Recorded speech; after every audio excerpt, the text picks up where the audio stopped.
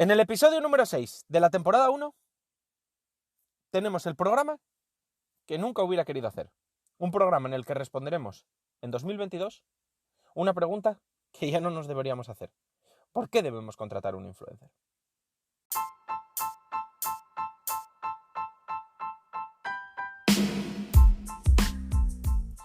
Hola, soy Iván Blanco y esto es Marketing de Influencers, un programa perfecto para influencers o aspirantes a marcas y emprendedores o todo tipo de profesionales del marketing. Aquí desterraremos mitos y prejuicios que existen contra el sector, explicaremos cómo llevar estrategias de marketing de calidad trabajando con ellos y hablaremos de temas de actualidad alrededor del mismo. No olvidéis suscribiros en cualquier plataforma de podcasting para estar atentos a nuevos episodios y dejar 5 estrellas si me escucháis desde Spotify. Abrocharos los auriculares, que comenzamos.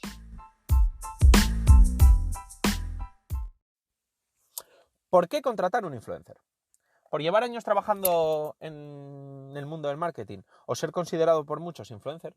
A menudo me encuentro esta pregunta, o peor, me encuentro muchísimo escepticismo ante por qué contratar un influencer o frases del tipo los influencers no funcionan, los influencers son una mentira, etcétera, etcétera. Ya seas profesional, ya tengas tu marca propia o tu servicio, normalmente o lo has hecho o en el futuro lo harás o lo tienes pensado gastar dinero en anuncios de redes sociales, en anuncios de internet, en SEM, incluso en vallas publicitarias, televisión, radio. Estos son herramientas tan válidas o tan útiles como el influencer marketing. Sin embargo, yo no me he encontrado tanto hate alrededor de ellas ni tanto escepticismo. Por ejemplo, uno de los ya mencionados, los anuncios en televisión, bajo mi criterio y bajo mi opinión, me despiertan muchas dudas y sobre todo cuando estoy viendo la televisión me las despiertan aún más. Y sin embargo, no es algo que yo haya oído a menudo y la mayoría de las marcas que pueden, ya que son bastante caros, confían a menudo en él.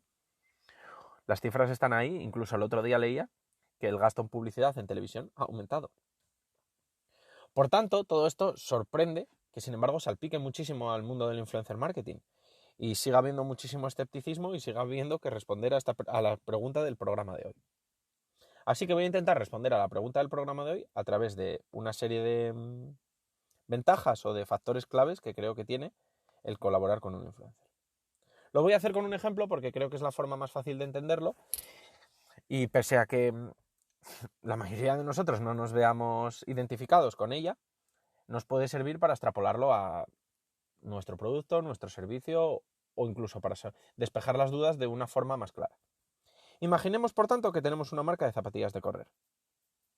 Llevamos años corriendo, somos ex deportistas incluso, y nos hemos aventurado dentro del mundo de las zapatillas deportivas y hemos creado una marca con una zapatilla de correr que acaba de nacer, como quien dice. ¿Por qué deberíamos contratar un influencer?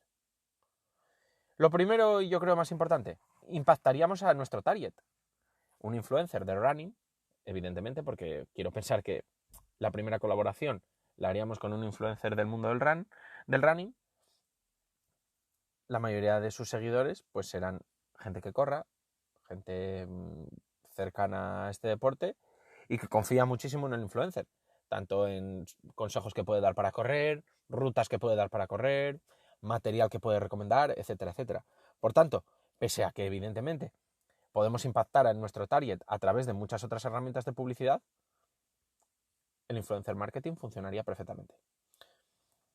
También podríamos, por ejemplo, usar vallas publicitarias en competiciones, anuncios en blogs de running, anuncios en redes sociales que se pueden segmentar y podemos impactar exactamente a gente con intereses alrededor de todo este mundillo. Por supuesto. Sin embargo, no serían ni más ni menos útiles que el influencer marketing. La siguiente, la credibilidad. Imaginémonos que utilizamos las vallas publicitarias en competiciones deportivas. Podemos poner una valla con una foto de nuestra zapatilla y poner la zapatilla de running más cómoda del mercado. ¿Cuánta credibilidad creéis o tendría para vosotros este anuncio? Yo os doy mi opinión, para mí muy poca. Evidentemente, la mayoría de las marcas han utilizado esta estrategia siempre. Sin embargo, si nosotros vemos a un influencer de running y sube un vídeo, una story, una publicación con una zapatilla deportiva nueva y dice, la zapatilla más cómoda que he probado, para mi gusto, la credibilidad aumentaría. Primero, porque está en boca de un externo, no de la propia marca. Y segundo, porque si sigo a ese influencer, confío en él, confío en su criterio, como habíamos mencionado anteriormente. Por tanto, la credibilidad es muy importante y es uno de los grandes aportes de los influencers. Esto además ayuda muchísimo al tráfico que generen, ya que será un tráfico muchísimo más... igual no de tanta cantidad como, por ejemplo, con un anuncio en televisión, pero sí de mayor calidad, porque vendrá con muchas más dudas resueltas y vendrá muchísimo menos escéptico y con mucha más confianza en nuestro producto. El awareness. Al final, si nosotros empezamos a ver una zapatilla deportiva en varios influencers de running, al principio va a ser un poco subliminal. Incluso la podemos ver en las fotos y fijarnos en ella porque ya nos fijamos siempre en las zapatillas que llevan. Incluso ellos no la mencionan. Podemos creer que esto no nos va a afectar o no nos va a impactar como futuros clientes, pero al final se va a quedar subliminalmente en nuestra cabeza. Igual si un día vamos a nuestra tienda de deportes habitual y vemos ahí la zapatilla, o si de repente se nos rompe las que tenemos y vamos a internet a comprar las siguientes, lo vamos a tener presente. Vamos a tener esa marca presente, vamos a tener esa zapatilla presente y al final esa pequeña semilla que esas colaboraciones habrán generado dentro de nuestra cabeza, tarde o temprano puede llegar a germinar. Esto se linkea muy bien con el retargeting. El retargeting, como sabéis, es cuando, por ejemplo, visitamos una web de zapatillas deportivas y a raíz de esto nos salen anuncios en redes sociales, nos salen anuncios en internet cuando estamos navegando, etcétera, etcétera. Este retargeting es el retargeting clásico.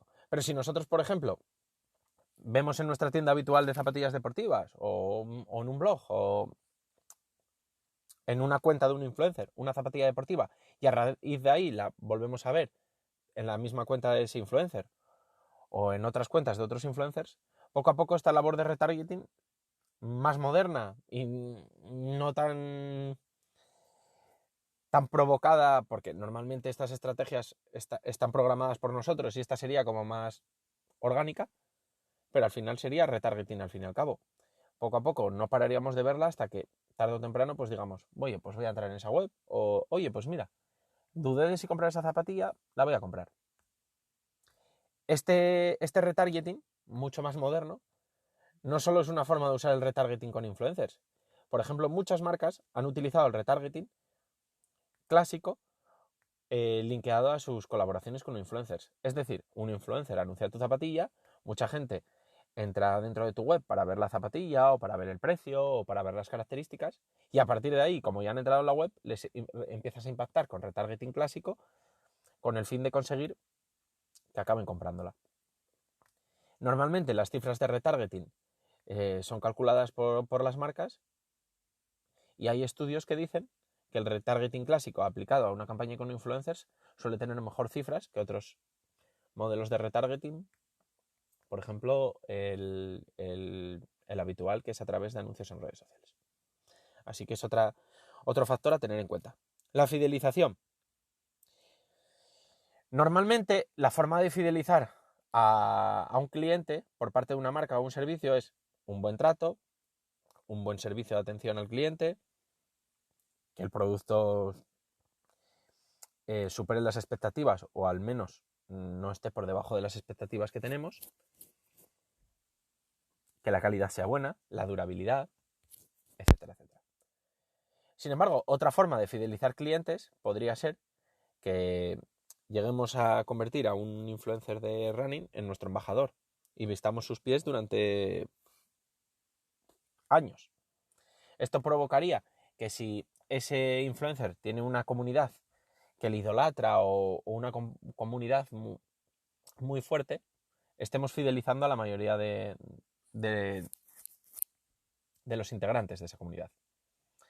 Y ellos también se sientan fans de esa marca, se sientan identificados con esa marca y compren las primeras zapatillas, pero luego sigan comprando porque las sienten como una marca incluso de la que forma parte su influencer.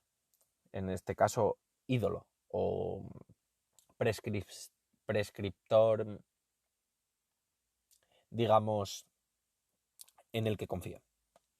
Y por supuesto, la última y no menos importante, el coste. La mayoría de herramientas de publicidad tienen un coste mayor que un influencer. Al final, un influencer, por ejemplo, de running, puede ir su coste desde solo unas zapatillas. ¿En qué otra plataforma de publicidad podemos pagar con producto? No creo que podamos ir a Instagram a anunciarlos y decir, oye, ¿te puedo pagar en zapatillas?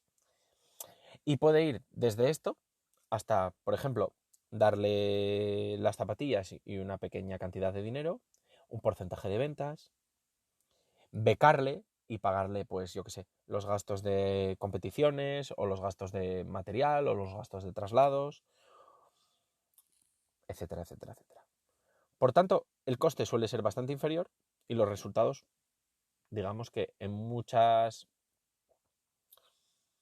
etapas pueden ser superiores, incluso si realizamos bien la campaña, muy, muy superiores. Sin embargo, ¿por qué existe este escepticismo más allá de algunos otros factores que he mencionado en otros programas? Pues por, sobre todo, la medición que realizan los profesionales o las marcas al influencer marketing. Hay dos mediciones que creo que son equivocadas. Medir una campaña con influencers solo en ventas. Las ventas son muy importantes y al final es donde generamos el dinero lo que nos hace sobrevivir como marca o como profesional. Sin embargo, es verdad que los influencers tienen muchísimos más tangibles que solo las ventas. Por tanto, estas suelen ser el 15, el 20% de una campaña con ellos. Está también el alcance que le dan a nuestra marca. Darla a conocer si, por ejemplo, acaba de empezar en un sector de la forma más barata posible o de la forma más correcta posible. Está la credibilidad, el prestigio, muchos otros factores que son tan importantes como mínimo o más que las ventas. Y otro factor clave que puede ser bastante erróneo, medir una colaboración en el aumento de seguidores dentro de nuestras redes sociales. Esto, si sobre todo estás comenzando como marca, es algo que te importa mucho, aumentar los seguidores en redes sociales. Sin embargo, medir una colaboración en cuanto a eso, para mí es un error. Sobre todo por dos factores clave. Primero, porque pese a que te puedan llegar a comprar unas zapatillas o puedas estar presente en sus cabezas, cada vez nos cuesta más seguir nuevas cuentas, porque seguimos a multitud de ellas, porque nos da pereza entrar y dar a seguir, por cientos de razones, pero cada vez seguimos a menos cuentas y cada vez somos más perezosos en ese proceso. Y a la vez, porque ya no solo es responsabilidad del influencer. Si entramos en la cuenta de las zapatillas y solo vemos fotos, por ejemplo, publicitarias o de producto, pues igual no nos despierta suficiente interés. Sin embargo, si esa cuenta aporta valor, da trucos para mejorar nuestros tiempos, para correr y evitar lesiones, etcétera, etcétera, pues va a ser una cuenta que nos añada valor y por tanto nos sea más fácil o nos sea más interesante seguir. Por tanto, no solo es responsabilidad del influencer aumentar nuestros seguidores dentro de esta campaña, sino también nuestra y de lo que hayamos hecho previamente con nuestras redes sociales o cómo las hayamos enfocado. Y nada más. Vamos a hacer un pequeño recordatorio de por qué es importante contratar un influencer, que sería, recordemos, impactar en un target específico, la credibilidad que este nos aporta, el awareness, el retargeting, la fidelización y el coste. Y hasta aquí el programa de hoy. Muchas gracias por escucharme. Si queréis comentarme cualquier cosa alrededor del tema que hemos tratado, tenéis dudas o necesitáis mi ayuda sobre cualquier tema del marketing de influencers, os remito al formulario de contacto de mi web, marketinginfluencers.com/contacto o al mail hola@marketinginfluencers.com. Tenéis ambos enlaces en la descripción. Además, en la misma también os dejaré artículos relacionados con el tema de hoy de mi blog. Nada más y hasta la próxima.